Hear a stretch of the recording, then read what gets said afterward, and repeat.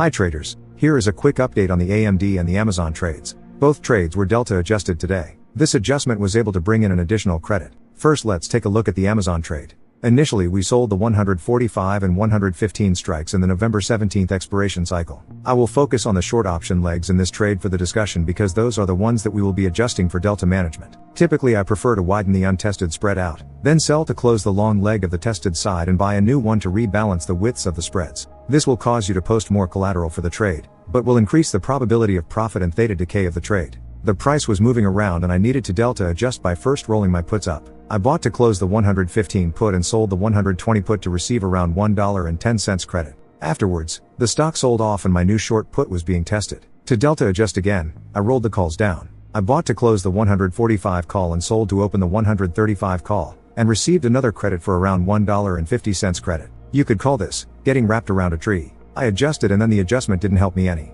Though you have to stay mechanical and trust the system. You have no way of knowing if the stock is going to keep running, so it is important to delta adjust. Either way, now I have a very tight iron condor with each of the short options having around a delta 30 option.